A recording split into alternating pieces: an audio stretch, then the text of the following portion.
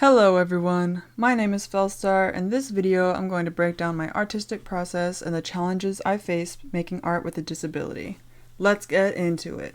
This illustration is the first of 6 MerMay illustrations I set out to complete in the month of May, and lucky for you, and me, I managed to finish them all. The first thing that encouraged me to finish all 6 pieces is the fact that they are inspired by the PCs from my D&D campaign of 4 years. I coordinated with my players to select which type of marine life they wanted their mermaid to be, and this one wanted theirs to be an eel. Introducing some personal investment in each of the art pieces encouraged me to see the project through because I didn't want to let my friends down, and I love drawing these characters in any form. To block out the sketch, I referenced gesture drawings on Pinterest to inspire me in form and the gesture of my own character. This first attempt transformed into another character, the perks of doing the sketches for several illustrations at once, but I quickly moved on since I wasn't quite vibing with this one for this character. My sketch process is very messy. The main focus during this stage is laying down shapes and forms, loosely defining the silhouette and feeling out the rhythm, so I went with an S-shaped silhouette for such a long and curvy character. I didn't intend for there to be a background initially, but you know how it goes when you're making art. I then go in and refine the shape of the tail because, like I mentioned, this is the part of the process where I focus on shape language. I focused a lot on creating variety within the shape of the tail so that it was engaging to look at and more than a simple tube. Once the loose sketch was completed, I laid in the general pattern of the tail as inspired by a moray eel. I didn't get too detailed as I was still laying in the general ideas. This is more of a slightly detailed thumbnail sketch than an actual sketch. The second stage of my sketch phase is where I refine the details loosely laid out by the first sketch. Figuring out what the face looks like, the shape of the hair, the angle of the face, etc., etc. I draw and redraw the nose a few dozen times.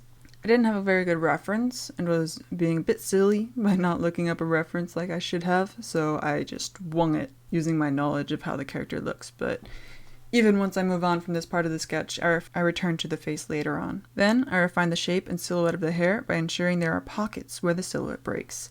Adding breaks in the hair's silhouette is important for giving the hair depth and volume. Then, I gently work in some loose anatomy, redraw the hands a billion times to get the fingers in just the right pose to look natural, and I finally return to the big ol' long, snaky tail. I spent quite a bit of time working the tail, experimenting with how the fin breaks the silhouette of the tail itself to make the composition more interesting. Once I'm satisfied, I jump back into refining the patterns on his body.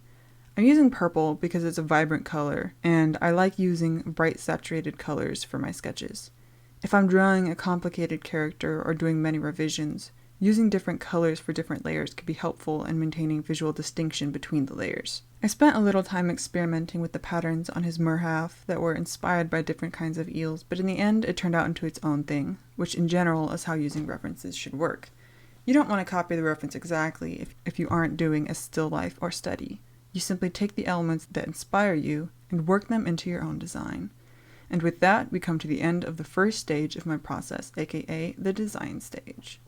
I usually break the design stage into its own part because this is the most difficult stage of the art process for me. We all have our own struggles making art, and this is just the one that's become most difficult for me due to the brain fog from my chronic illness. What helped me complete all 6 of these illustrations within the time span of May is that I started on them in April. I cheated a little, don't tell anyone. During April, when I had some energy and was pumped from talking to my friends about what they wanted for their designs, I sat down on my bed, got all cozy with my iPad, and whipped out the base sketches for all 6 illustrations.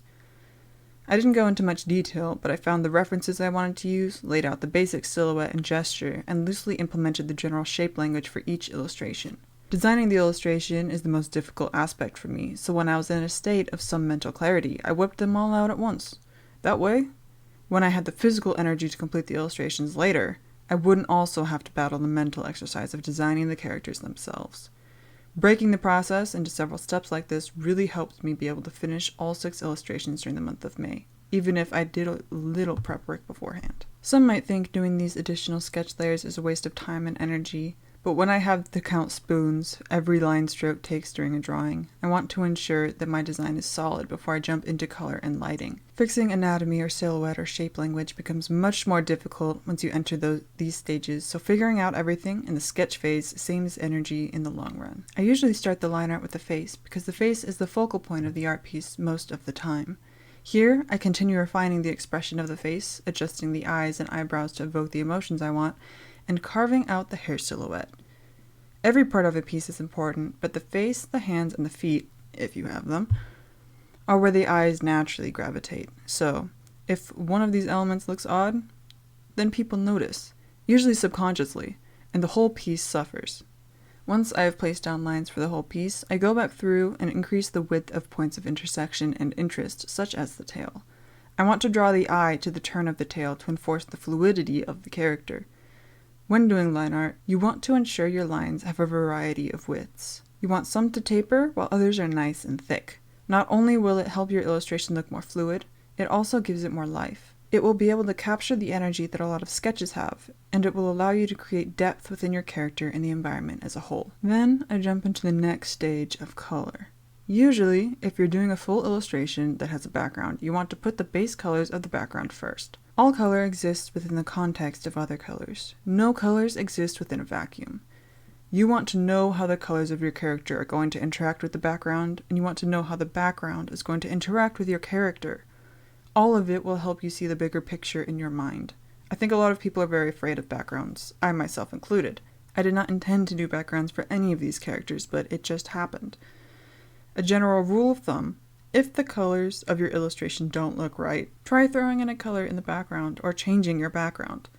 It'll help you see what's missing and why your colors don't look as harmonious as you want them to be. I start filling in the base colors for the character, but fixate on the shell guitar a bit. Generally, I try to work on the whole piece at once without focusing too much on one detail, but sometimes I get carried away. Another general rule of thumb that I try to follow: if you are working on an illustration like this, you want to work the whole piece at once. For example, doing all the designing at once, doing all the base colors at once, doing all the shadows at once. This will help you keep the bigger picture in mind, in addition to maintaining cohesion within the piece itself. If you fixate on one element like I did here, it can wind up feeling disconnected from the rest of the piece. You might notice that nothing in the rest of the finished illustration is as rendered as the shell, which isn't necessarily a bad thing, but it does make the rest of the piece look a bit unfinished. This is a very minor detail that most people likely won't notice, but my mistakes are learning opportunities for you. And me, I guess. Then we get to the part of the illustration where I spend 3 hours manually placing dots because, well, like with the shell, sometimes you just get carried away and forget that you could just make a brush and do this in 10 minutes.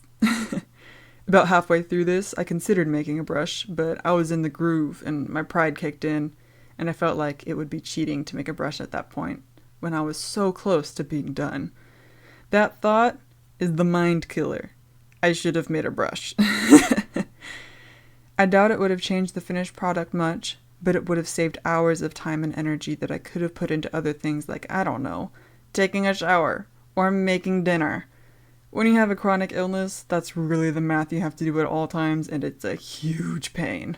So, if you have a chronic illness or a disability, or simply find things like this in general tedious, for my sanity, and for yours, make a brush. It's not cheating, I promise. That's why we make digital art. If we wanted to draw 1,000 little dots, we could do that traditionally. So please, for my sake, and for yours, make a brush. But, lessons for the future. I probably won't learn this lesson, but let my suffering be a lesson to you. Once I finished the pattern on the tail, I jumped right into the more interesting stuff, some might say. First, I put down another layer on top of the figure, where I lay in some greens and blues. The top of the water has a greenish tint due to the sun, so the water shifts from green to blue to produce the illusion of depth where the tail meets the surface and where it sinks down beneath. Then, I put on a multiply layer and block in some shadows with a heavily desaturated blue. I like using a multiply layer because it's a very non-destructive way of working and allows you to keep the colors of your shadows harmonious. Even if you paint over the multiply layer with additional details, reflected light, or highlights in the future, it is useful to block in at the beginning of your rendering process. Then, I jump into adding highlights and figuring out how I want to go about adding them for the tail. For the tail, I used a painterly brush to place scale like blobs. When you are approaching something like scales or a repeating pattern like this, you don't need to be very precise if you aren't looking for photorealism. As long as the rough shape and grouping looks somewhat scale-like, it's going to produce the effect you want. Because the tail is cylindrical, I made the scales thicker along the center where the light hits the strongest, then scattered the distribution a bit further from the center I went.